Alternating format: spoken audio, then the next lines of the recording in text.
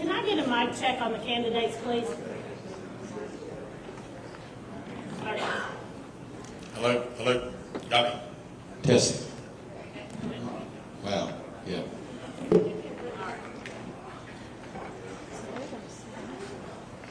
All right, ladies and gentlemen, we're going to get started here. You guys ready over here? Okay.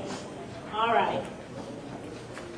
Glad to see a full room again. Very nice. Thank you all for coming out.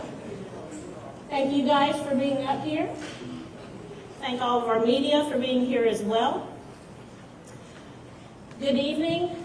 I'm Heather Skaggs, and I'm the chairman of the Hoover Candidates Forum. This forum was established in 2016 with leaders from the Bluff Park and Monte d'Oro neighborhood.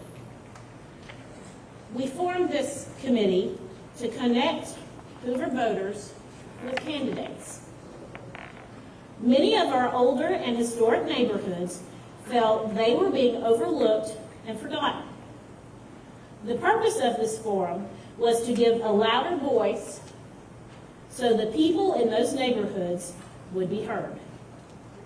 More volunteers from many other communities across Hoover joined us. The planning committee and forum volunteers are comprised of individuals from several Hoover neighborhoods, including Monte d'Oro, Bluff Park, River Chase, Green Valley, and Ross Bridge. This year, we also wanted to include young residents and future Hoover voters. Tonight, we have 2 college students with us, and we also have members of the Hoover Bells who have been working with us and volunteering this evening and on Tuesday evening as well. How the questions were collected. All questions have come from a Google form that circulated on social media and via email for several weeks. Residents could ask as many questions as they like in a number of different topic categories. Questions could only be directed to all candidates, not individuals. We had over 80 questions submitted. That's a lot. We're not doing 80 questions tonight. As I said, not all the questions are going to be used due to time constraints. Tonight, while you listen to the mayoral candidates, you may have a follow-up question for either of them or both. Please write them on the individual note cards. Once you complete your question, one of our volunteers will pick them up for you. If you don't have any cards, you can raise your hand and one of our volunteers will bring you one. A volunteer will collect these cards and they will be delivered back there to our committee table, and we will get them ready to use during the follow-up portion of our evening. At this time, I'd like to introduce our host, artist and teacher Darla Williamson of Bluff Park, and the president of the Monte d'Oro Neighborhood Association, Mr. Todd True. Before they come up here, I do want to address some rules for the audience. There will be no heckling. Everybody loves to clap and cheer on their favorite candidate. That's lovely. Please wait till the end to do that. It will get us off time and it's distracting. The chairman has the floor. If anyone needs to be removed, they will be. Now, if you would please welcome Darla and Todd.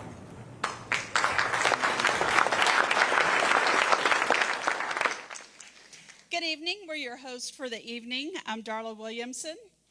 And I'm Todd True. I am the president of the Monte d'Oro neighborhood, and it is a sweet spot for me in Hoover. Welcome to the Hoover Mayoral Candidates 2025 Forum. Tonight you will hear from the candidates running for election or re-election for the mayor's office. Mayor Mercado and Chief Durza will be answering questions from citizens tonight to help us understand more of their plans for the city of Hoover.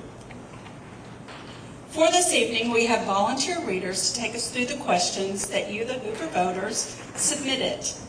They will read the questions to both candidates, and each candidate will answer before moving to the next topic. Our readers for the evening are Brandy Guthrie from River Chase and Kyle Hall from Aaron Block Park.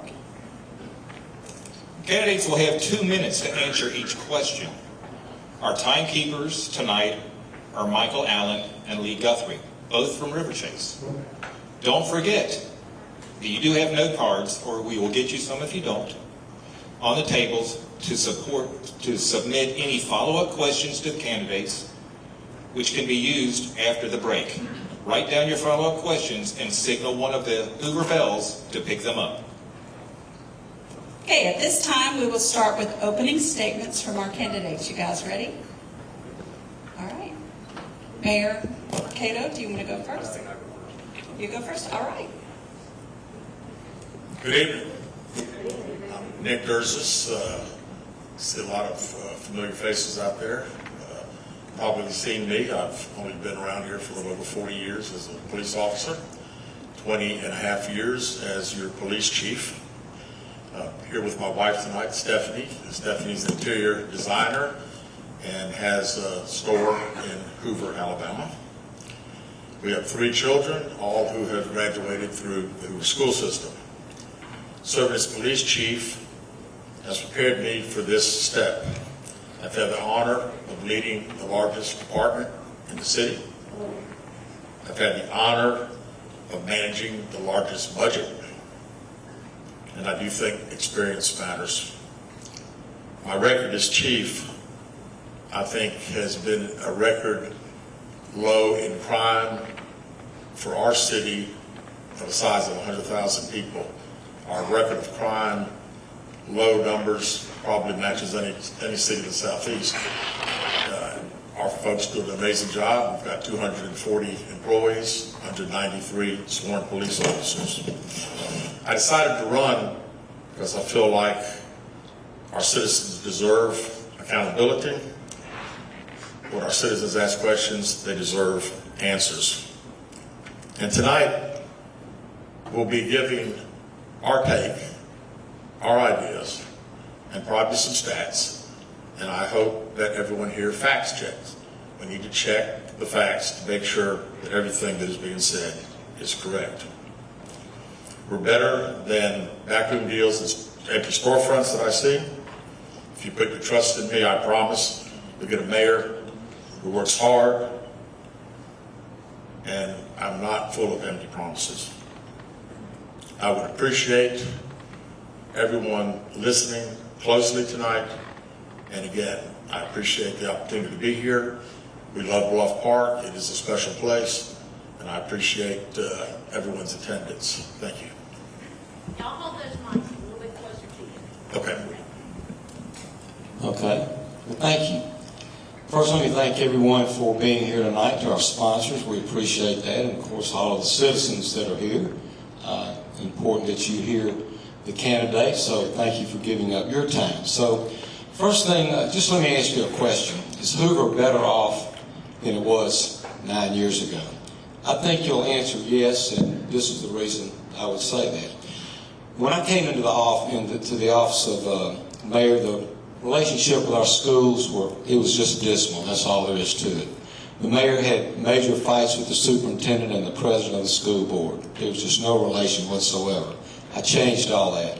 When I came to the schools, I built relationships through leadership, talking to the leadership, trying to understand them. We restored $9 million in cash and in-kind services to our schools. We made sure that we had full-time, every school resource officers in every school. And I met with every principal and still do that every year. And I'm in the schools probably 20 times a year at least. And public safety, when I came into office, the crime rate prior to my time coming in was at 8 years was the highest on record. In 2016, we changed that. Now we have the lowest crime rate in 16 years, and that's because we added 33 officers. We built a $4 million training center. We add state-of-the-art equipment for our police officers. Our police department is one of the few police departments in the country that is actually accredited.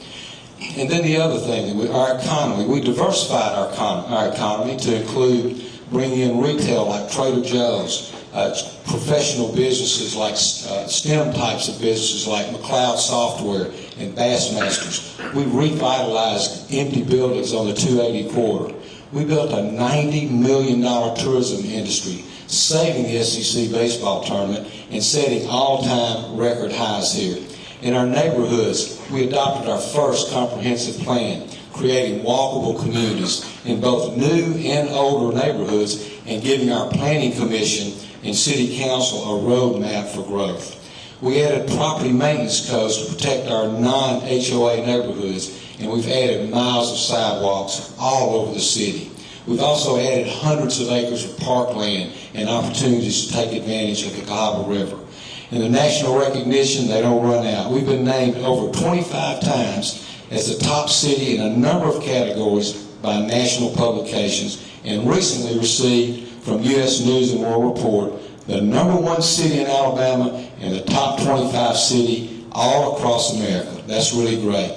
And that's why I have endorsements by the Birmingham area realtors, Jefferson County DA Lanice Washington, State Representative Susan DuBose, Shelby County Commissioner Lindsay Allison, the mayors of Mobile, Dothan, Auburn, Tuscaloosa, Gardnerville. Thank you. Well, welcome. All right. Our first topic is going to be historic neighborhoods. Historic neighborhoods. Well, welcome. We're honored for both of you to be here. This topic is older and historic areas of Hoover. This has 3 questions. I will do one at each time. What are some positive developments you have observed in the older and historic areas of Hoover over the past 10 years? What additional ideas would you bring to the table to invest in, revitalize, and maintain these neighborhoods? Yes, sir. Great. Well, thank you. We have a really great planning department in our city. And one of the things that was very, very important to me when I came into office is to make sure that our neighborhoods remain strong and vibrant. And some of the things that we did, I had a meeting with folks in Eden Ridge, and they said, Mayor, we don't have an HOA, and we have properties here that are falling by the wayside and people are not taking care of them. We need an HOA that will help us enforce that. So I went to the city council, I went to our city attorneys, and I asked them, what can we do? They said, well, let's pass a property maintenance code. And so we did that, and now we give these neighborhoods the opportunity to report properties in their community that are not keeping up to standard. Grass may be grown, weeds, different things like that, and also automobiles that are broken down may still be in there. So we passed an ordinance that allows us to go in there and take care of those situations. And that makes sure that our neighborhoods are vibrant, that the property values are safe, and that folks can enjoy their home. And then the other thing that we did, we passed a comprehensive plan that looks at our city throughout the old and the new neighborhoods to make sure that our planning and zoning department both have guidance for how our city is going to grow. And then all throughout the city, old and new, from Greystone to Bluff Park to Russet Woods to Inverness, we've put sidewalks all over the city, miles and miles of sidewalks. And then in some of our older neighborhoods, we've either gone in and put new parks and rec, or we've gone in and improved them. So those are the types of things that we've done to make sure that we have a very, very vibrant, wonderful city. Thank you. Please. Hello. Okay, there I am. What are some positive developments you have observed in the older and historic areas of Hoover over the past 10 years. What additional ideas would you bring to the table to invest in, revitalize, and maintain these neighborhoods? First of all, the Bluff Park area, for one, it's very exciting to drive around and see how many young people are buying these homes today. They're investing. Some of them are literally tearing down houses and building new ones, and that is just going to make just a very huge impact in the Bluff Park community. I also see some shopping centers in the area, in some of the historic areas, that certainly could use some updating. And I think as a city, we can do some incentivizing to make sure we work with ownership to try to revitalize, like they've done up here in Bluff Park with the one shopping center.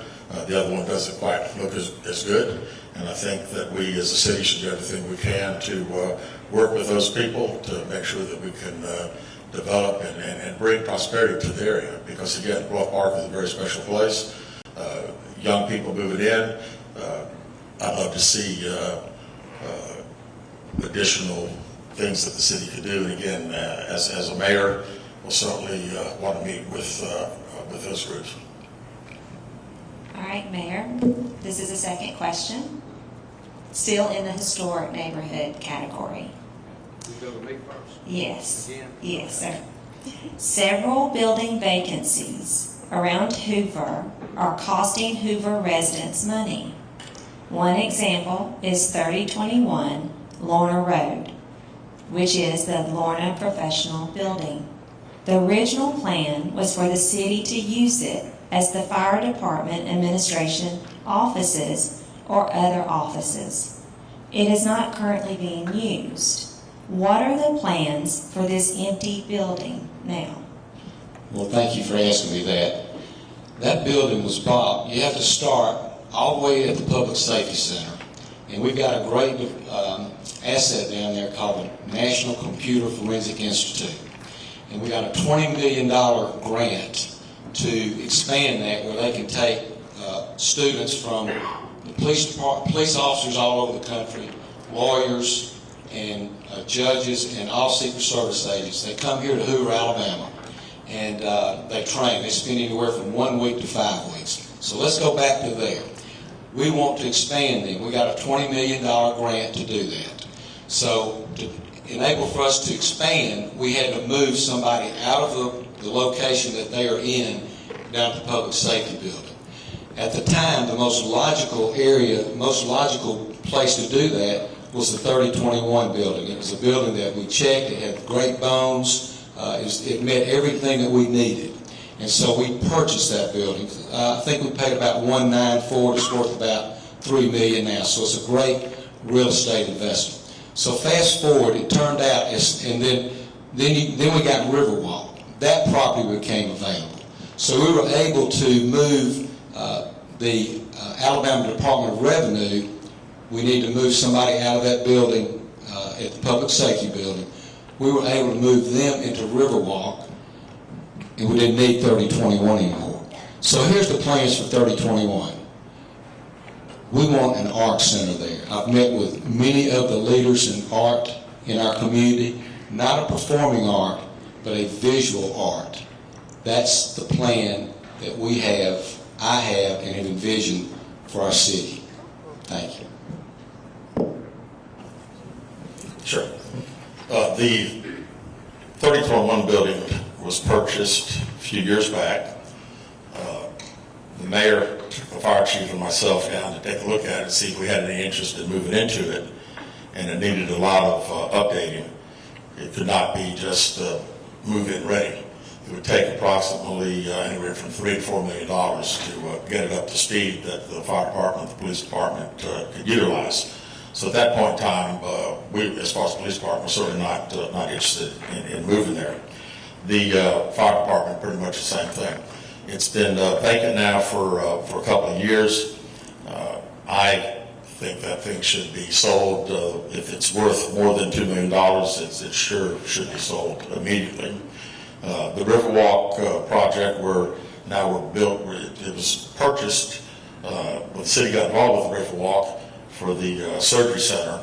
and now we're putting a regular business into it. We've got 3 employees working out of Riverwalk, and we spent about $6 million so far cash down there. So I'm just not real sure exactly what's going to take place with the 3021 building. I would think that if we did eventually get a performing arts center, we would have some sort of a visual and probably have artists that would have a gallery inside. That would really be the effort that I would have. I would like if we ended up with a performing arts center, and a performing arts center would have to be something that's very viable. We'd have to have a business plan. They talked about the pact for 9 years under this administration. Nothing's happened. They've never had a business plan. They've never had a location. So again, I see a pact and having an area for local artists also. Thank you. This is the final question in this area. There are a lot of empty buildings. How can the mayor's office negotiate to keep businesses in Hoover? Number one, the empty buildings, if we don't own it, we don't control it. So there has to be a desire for the owners to actually do something. Now, if you run along the Highway 280 corridor, you will see that Meadowbrook and Inverness, they were vacant. There's nobody in the parking lot. Our economic development team went out there and we changed the whole mission of that corridor. Now it's identified not only by us, but other economic development groups throughout the state, even the state of Alabama, as a science, technology, engineering, and mathematics corridor. And so we were able to take large office buildings. There are probably 5 in Meadowbrook and maybe 8 or 10 in Inverness. And now those campuses are becoming vibrant. We recruited McLeod Software, used some things like incentives to bring them in. Bassmasters moved into Inverness. Again, adding some more professional types of businesses to that campus. And then I'll use Bluff Park as an example. We had a tale of 2 cities is the way I call it. You had 2 shopping centers up here. One owner didn't want to do anything, the other wanted to. The other one came to us and said, I'd like to revitalize my center and to do some things to it. We said, great, Mr. Harden, as a matter of fact. All of you in Bluff Park know him. So we got to go with Mr. Harden. We laid out a plan. We kind of laid out what we wanted. Walkable, we wanted some meeting space, park space up there. And today, you've got a Piggly Wiggly, a new great restaurant. You got pharmacy. It's a beautiful area. Same thing took place on Warner Road, where you have now Trader Joe's. Gee. Okay. There are areas of our city that certainly looks tired. Galleria, Patton Creek, of course. 2018, we did a study at the Galleria. The study came back. Hoover's son talked about it. There were all these fantastic ideas, and the administration said that there were going to be some really positive things coming to the Galleria. So that was 2018. Fast forward to 2025, we've just done another study for $200,000, which I guess hasn't come back because I haven't seen anything. I would assume the study will probably be very, very, very similar. So again, there was no plan, studies. We hope that now that Costco is building 8 miles down the road in Irondale, obviously it's going to have a negative effect on our sales tax revenue, and we need to be doing something about it. The administration always talks about that, sales have declined because of Amazon. And again, I said the other day, my wife drags me to the summit on Saturday, and I say, find a parking spot. You can't. And it's all because they have the stores that our folks from Hoover travel. Why can't we entice those major retailers to come to our city? And I think that we absolutely can. We've got 100,000 cars that cross 459 and Interstate 65 on a daily basis. And I think if we make a concerted effort to try to get retailers to come to Hoover, Hoover's a fantastic place. People move to Hoover for 2 things. They move for safety, number 1, and number 2, for education. And we've got 2 of the finest. So again, I said we can do a lot better, but it takes getting out and driving the bus, not waiting for people to come to us.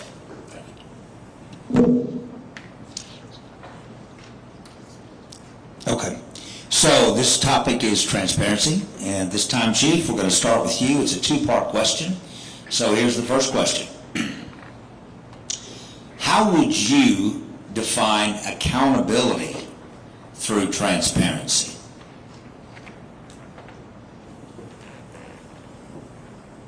How would I say the answer? How would you define accountability through transparency? Accountability, as the mayor, you're accountable to the citizens that you serve. We talk about transparency. City council meetings had problems being able to, if you couldn't get to a city council meeting, you ought to be able to sit home and watch it on television. And for some reason, that was a very, very hard undertaking. We spent $200,000 to be able to watch television at city council meetings. But they never showed the questions and answers at the end. Then we had a problem. Robin Schultz finally, over the years, has been televising those for our residents for years. But it's accountability. It's the fact that when our residents come to a city council meeting and ask questions, they deserve answers. And that's one of the reasons that I sat in city council meetings and people were having all these issues in the city. And we come and you got a clock that says 3 minutes, and people would watch that clock go from 3 minutes down to 45, 50 seconds, and then finally just say, I guess I'm not going to get an answer and have a seat. So again, accountability, transparency, we're accountable to the citizens. It's government for the people, by the people. And again, when I'm elected mayor, we're going to make sure that our financial disclosures, I'm going to make sure that we work with city council members. Why have 4 of the sitting city council members endorsed me? They endorsed me because they know that I'm a team player. I'm somebody that I work good with people, and I'm certainly deliver results. Mary, you want me to read again, or you go? Okay, here we go. How would you define accountability through transparency? So accountability through transparency, number one, you got to follow the law. And that's exactly what we do. We make sure that we follow the law in all the meetings that we have. If they're supposed to be open meetings, we have open meetings. If we have any type of new project that comes in that we want to go out in the community and get input from them. Now, in terms of the city council meeting, the mayor has nothing to do with the city council meeting. He is like a visitor there. He's an invited guest. The president of the council oversees the council, not the mayor. The president sets the agenda. He is the one that recognizes individuals. I don't have anything to do with the operation of the city council meeting. But let me just say this. We've been videoing, and we don't, this is not required by law. We've been videoing our city council meetings, I think, probably since COVID. But we can do more than that. You can go on our website today for accountability. You can look at our checkbook. You can look and see what our capital projects are, what our budget is. You can look at every audit that we've ever had. So that's pretty good accountability to me when you've got all of that to look at, and you can call me anytime you want, and we will answer your questions. That's accountability, and that's what I'm standing for, and that's what I've been a part of for the last 9 years. Thank you very much. Okay, the second part of that question, back to you, Chief. What is your campaign slogan or theme, and how does it relate to the specific reason that you want to be the mayor? Mine has been, it's like Hoover, Hoover again. And it's a standard of excellence.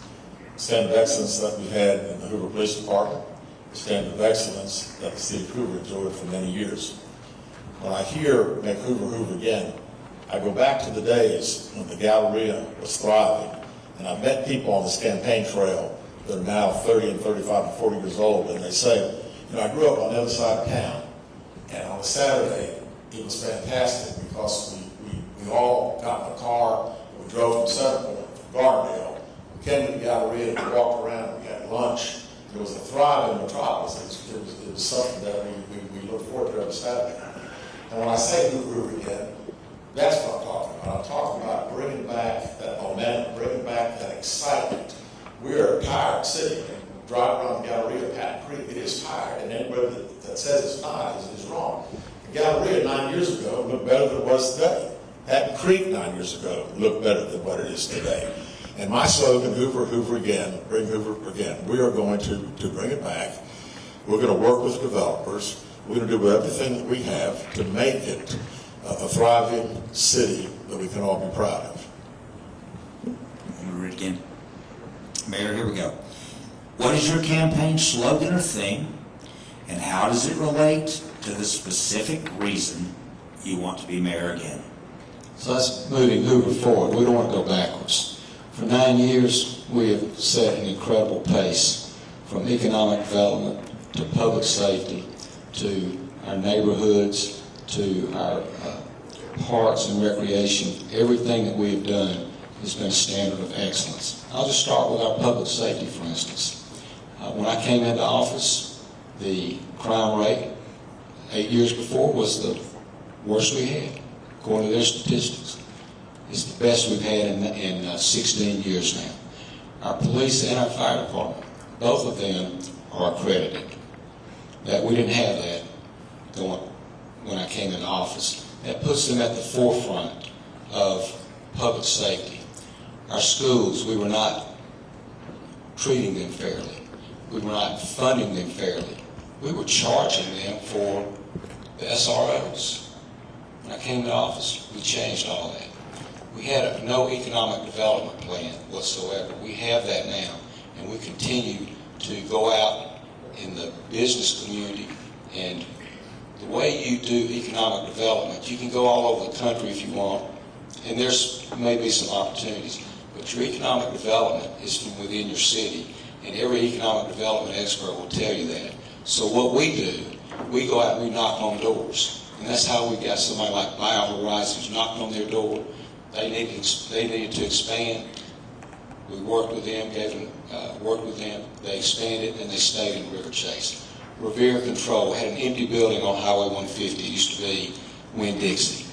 We, again, knocking on doors. We need to go. We need to move. We need more space. We filled that empty space. Revere on 150. It's beautiful now, and backfilled where they left on Rocky Ridge Road. So we continue to move our city forward. Wonderful. I'll get it. There we are. Mayor, this is to you. This is about stormwater. Relating to flooding and damage of private property due to aging or broken stormwater infrastructure, how should the city determine the course of action to fix the problem? So we receive about $600,000 a year in stormwater fees. Over the last 4 years, we spent $13 million addressing stormwater. We have a really fantastic engineering department, and we have a plan, and they have every area of the city mapped out, and they have mapped out in their priorities. And so one of the biggest priorities right now is Green Valley, which they put money in the budget 3 years ago to have a study done on how you do it and to have that design. That design is now ready, and we'll put money again this year in the budget to take care of that. And it'll be about a $2-3 million effort to take care of that. But what a lot of people don't understand is that many of the problems that you see, and I talk to mayors I'm with the Big Ten mayors, I'm with the mayors all over Jefferson County. This is not just a Hoover issue, stormwater. This is all over the state, really all over the country. But stormwater is an issue that people think the city is responsible for everything, and we want to be. But if there's an issue that comes up in a private dwelling, our engineers go out and assess it. They determine whether it's public property or private property or something that we have accepted maintenance of, and then they come back and determine if it's something we can fix or if it's on private property. We have to take that to the city council. They're the only ones that can declare public purpose that we could put money in private property. So it's not something the mayor can just say, hey guys, let's go up and dig this ditch out, or let's fill this ditch. It has to be funded and approved by the city council on private property. Chief? Yes, we have an aging infrastructure and we need a master plan. Hoover can lead. We got to quit just reacting to emergencies. I've sat through many, many city council meetings where people will come up and talk about, until this street had sidewalks and we did it, I didn't have a raging river in my backyard, and now I do. And all I heard the city say, well, I'm sorry, it's private property, we can't do anything for you. So you know what? I say if the water is coming down the city street and leaves the city street and gets in your backyard, causes a raging river, at least we're not going to say it's just private property, we can't talk to you. We're going to sit down and have a conversation. I think that, we have that negative interaction with our citizens, which instead we ought to be advocating for them. We've got to plan, we've got to maintain, and that's the situation. We start talking about the aging infrastructure, just like we have the aging sewer system down in Inverness and River Chase. And back in May, the city came up at the city council meeting and said, we've got an emergency, we've got to take care of this tonight. And it was like, tonight, we can't wait 2 weeks. And we spent $4 million that night or $6 million that night actually to fix it. And again, it's all about planning. You've got to have a plan. And it seems like a lot of these things just pop up and there's no money set aside. Aging infrastructure, stormwater's been a problem for several years. And again, I don't see a plan under my administration of a master plan. We're going to get people that actually understand it and know what they're doing, and we're going to have a good commission. I've actually had many people from the community that have reached out and have had some tremendous ideas. Thank you. Okay, the next topic is education. Chief, we'll start with you, and as everyone here knows, today was the first day of school. This topic has several similar questions submitted from the Bluff Park and Shades Mountain area, and we've combined many questions into 2. So there will be 2. Number 1, what is the mayor's responsibility regarding the constant population growth in Hoover as it relates to the current challenges of overcrowding in Hoover City schools or the classrooms? What needs to happen to alleviate the problems so that schools can keep up with a growing city? Do we need to slow down the growth? Well, that is something that so we have to talk to the school administration. Obviously, it's autonomous. School board runs schools, city council, mayor's office, city. I've had a lot of conversations with individuals that say that a lot of our schools are becoming overcrowded. We see all the time, 3,000, 4,000 new homes potentially being constructed in the city. And it's about smart planning. It's about planning. Again, I keep using the term planning. Our educational system is great. And we want a city that is safe and has a great educational system because that's why people want to move here. But it's got to be smart growth. We've got to make sure that when we're building these homes, that it's not taking effect not only on our schools, our infrastructure. The great thing that I see about Hoover schools, thank goodness our River Chase Career Center right now is booming. And I certainly see that possibilities of expanding that in the future. There are a lot more people today interested in automotive and fire science, plumbing, and not only get maybe some things from the high school. Our North Bluff Park Elementary is overcrowded. And again, when it comes down to schools, recently I made an education advisory committee. I have the last 2 school board presidents on it. Dr. Hogan, who just left Hoover High School as the principal. A gentleman who works for Brassfield Board, he was an educator, won the Finley Award back in the early 90s. Workforce development, he can work with RC3 to help individuals that are graduating from there get jobs. And again, it's all about talking, and the reason I wanted the advisory committee to be able to deal with the schools administration and find out really what we can do to help alleviate some of those problems. Mayor, out of courtesy, I'll read it to you again, okay? What is the mayor's response?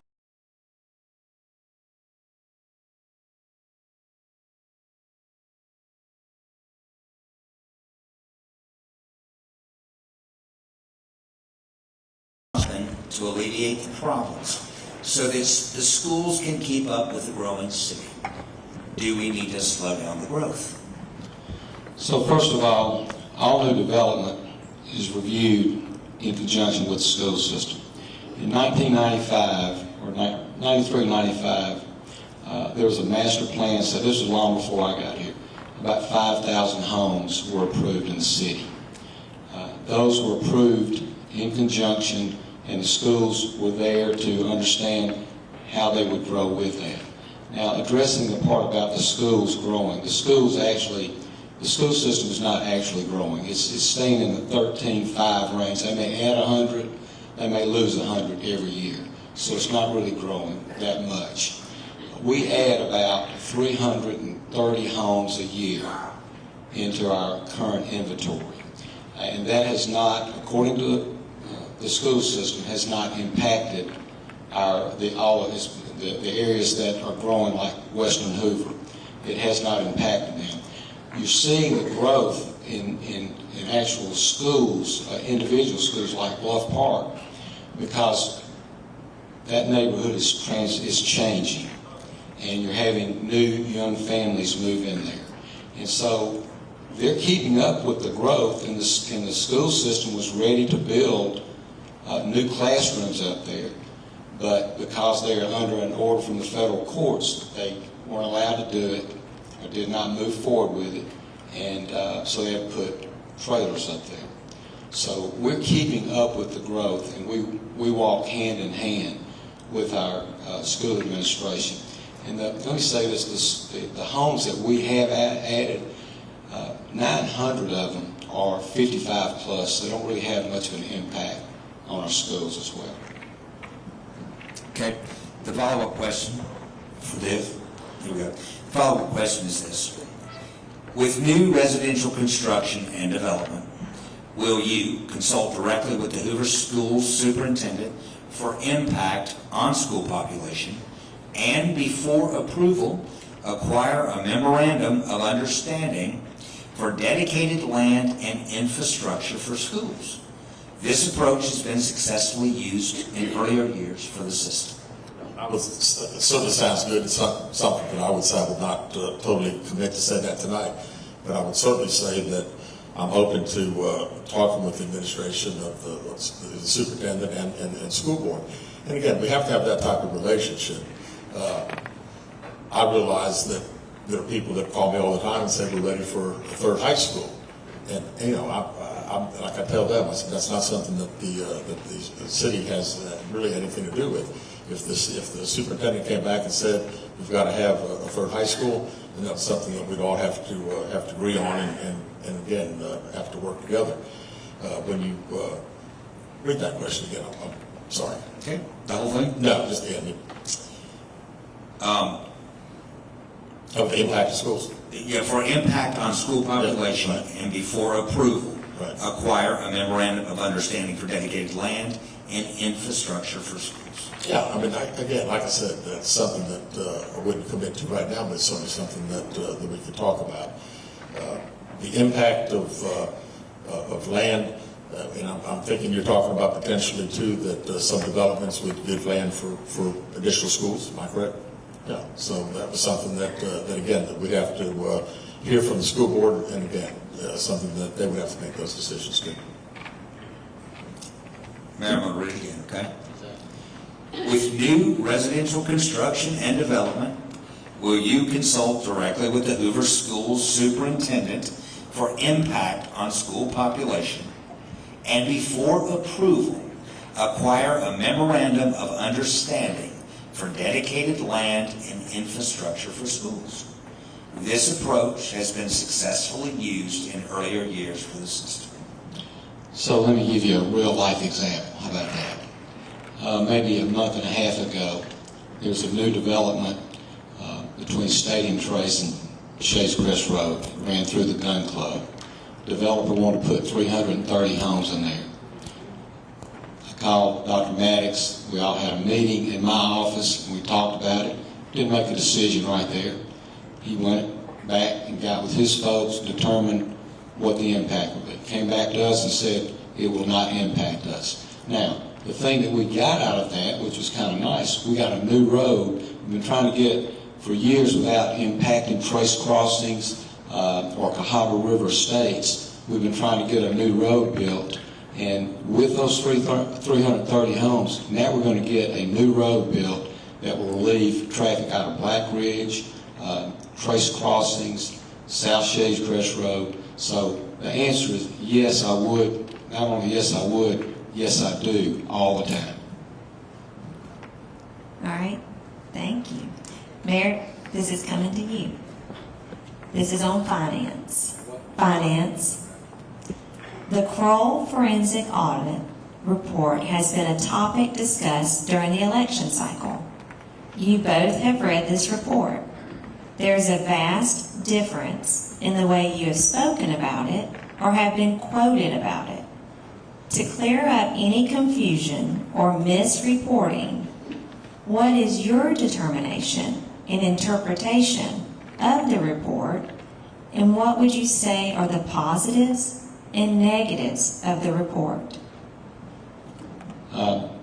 There's been no mistake. I've been very frank about what went on, and it take more than 2 minutes. John's got a pretty good article about it you can read where I was able to go in more depth. But essentially, when I received the report on the Kroll report in 2023, by the way, this is very old, I took immediate action. I notified the council. I asked them for assistance, and I was denied that. A couple months later, the CFO abruptly resigned, and so I was able to get the CFO there. But once she resigned and we started discovering these problems, I knew that this dealt with our finances, so I called the police chief. The police chief called the Attorney General of the state of Alabama, and they both investigated and found nothing and told us they found nothing, but I was not satisfied with that. I wanted a deep dive into our finances, so in conjunction with the council, we ordered the Kroll report to give that real deep dive, not to define operational issues. We already knew about those. But I wanted to know if there's any kind of misbehavior, any fraud or misrepresentation or any misuse of funds. And there were none. None. It's over with. Now, here we are today, fast forward today. We've made incredible improvements in our fire department, in our finance department. We've implemented new policies, some that were very, very old. I mean, going back 10, 20 years. We've replaced a 25-year-old accounting and payroll system. All of the deficiencies that were identified in the audit have all been corrected. This is very old, and it continues to be brought to the forefront by people with an agenda, essentially. And it's 2 years old, 3 years old. Chief? Yeah, one correction, it was actually Christy Driver that asked for the audit. The report came out, the mayor said that there was no issues, the report was fine.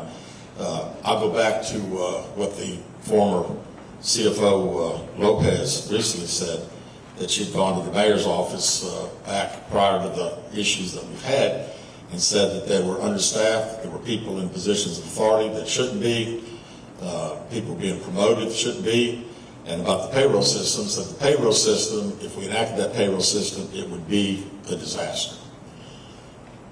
So what happened? We did enact the payroll system, and for 13 months, outside of my door every other Friday, were police officers that were either getting underpaid or overpaid.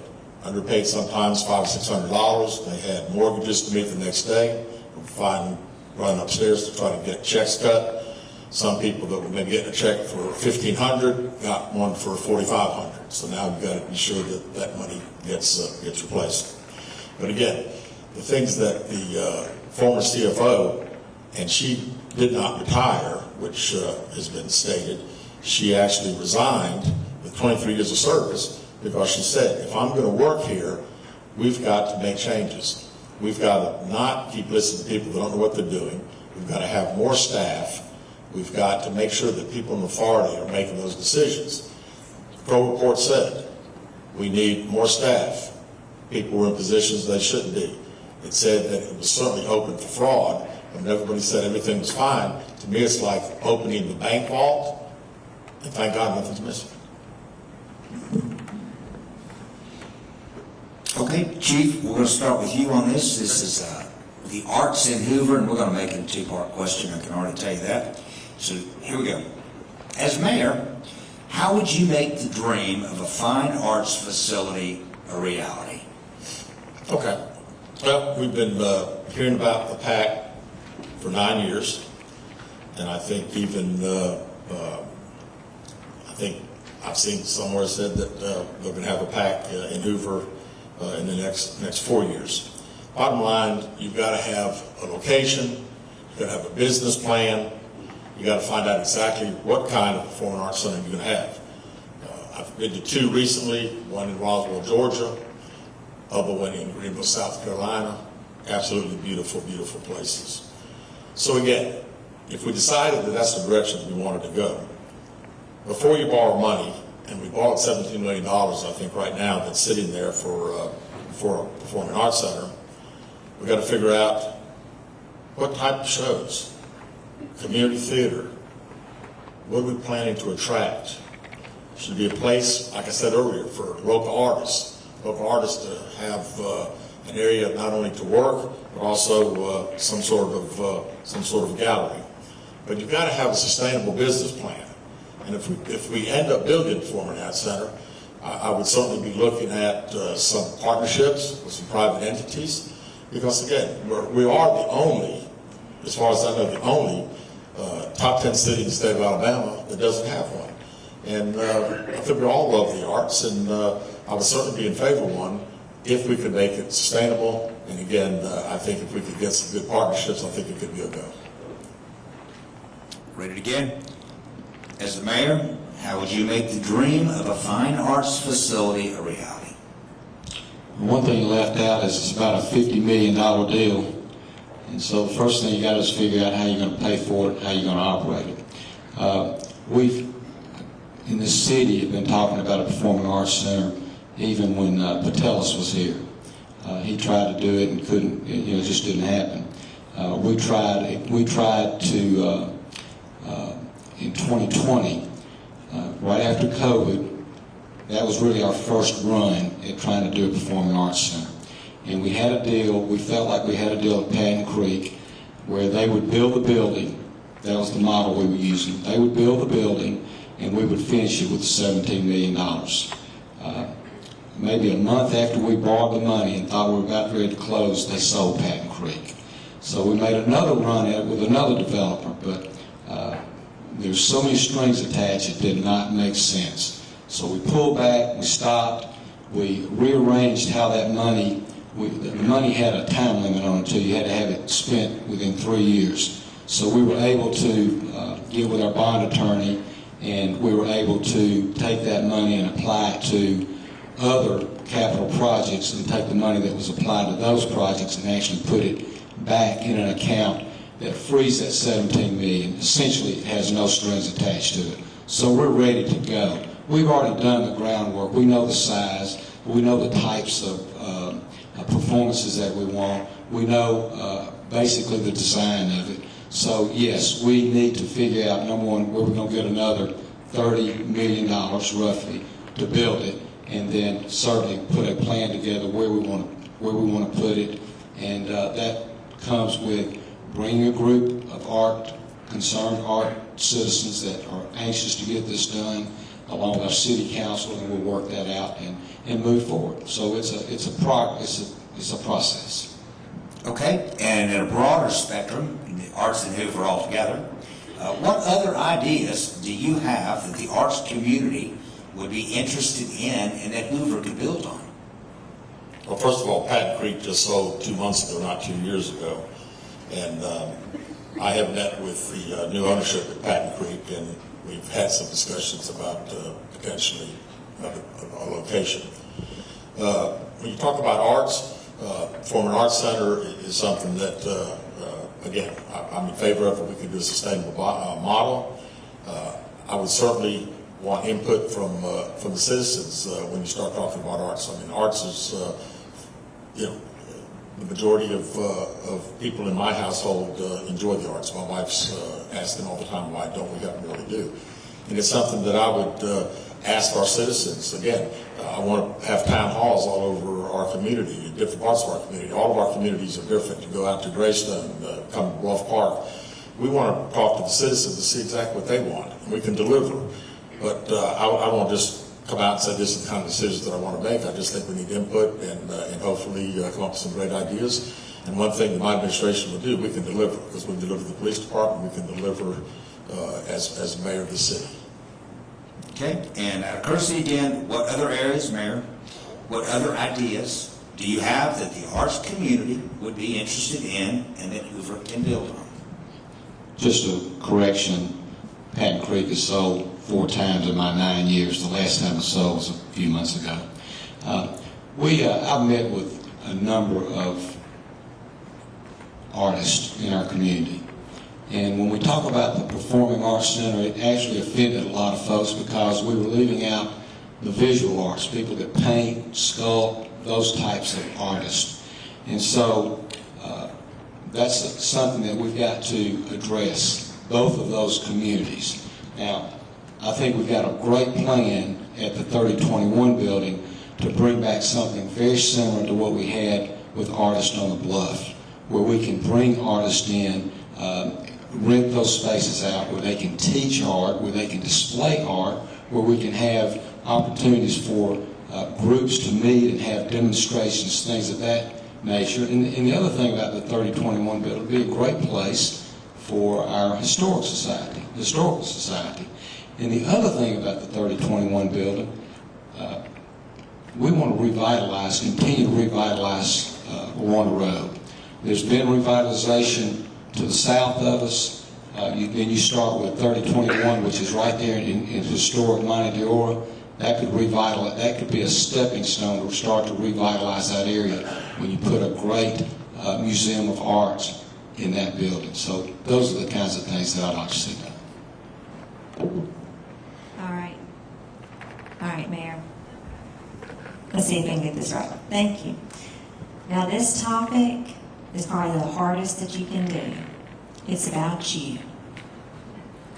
You both have served Hoover for many years. During your long tenure of public service to our city, what accomplishment or achievement are you most proud of?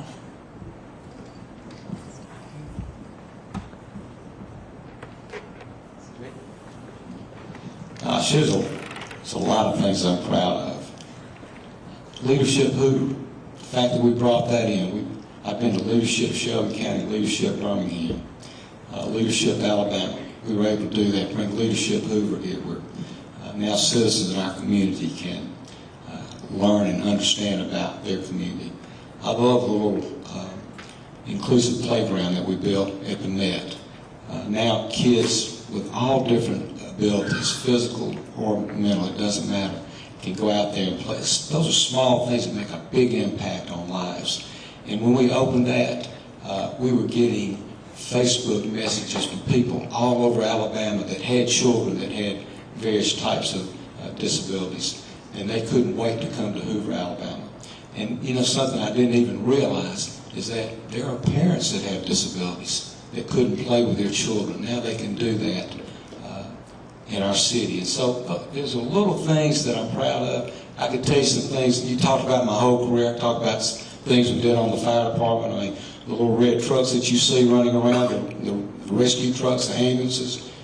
That was something, a plan that I put in, and Chief Wingate designed them, and I put the plan in to get them into operation. And today, a year ago, something that we did in 1995, a year ago, saved us when we had to go into the total ambulance service. We were ready to go. So, and then developing a comprehensive plan that gives you a footprint and a guide for going forward. Those are important things that our planning and zoning board needs. and our city council needs to determine all of the other things that we've been talking about tonight. How we grow, smart growth, how we finance it, those types of things. So little things and small things. Chief? Yeah, thank you. Being a police officer for 40 years, I think it's what a career. And the fact that I've been there for 40 years, I've hired people that have worked 30 and retired, and I'm still there. So really, probably the personnel that I've worked with over the 40 years, but probably something I'm most proud of is our SROs. In 1994, had breakfast with Dr. Bumpus. Dr. Bumpus was superintendent of schools at the time. And I told him that, Hoover High School is going to be a large high school, and felt like what a great opportunity to put a police officer in a school as a mentor, as somebody that, growing up, I was always told, see a police officer, that's who you go to for help. And that was just, mentoring and of course, high school kids start driving, dating, drinking, those type of things. So from there, the one officer, I'll never forget, actually December 14th, 2012, Sandy Hook, the massacre, first time we ever had a massacre at an elementary school, all those kids getting killed. So I called the patrol folks and I said, have a police officer at every school today standing out front when those parents pick up their kids. Because as a parent, I know how those parents felt, especially with elementary school. So I got a call from the superintendent later that day, and he said, hey, I don't know who did, but great move on setting. We got a lot of great comments from parents and comments from teachers, haven't they? So from there, it was December, school was out in a couple of days, went to the council, put $100,000 in the budget. We put an SRO in every elementary school for the rest of that year.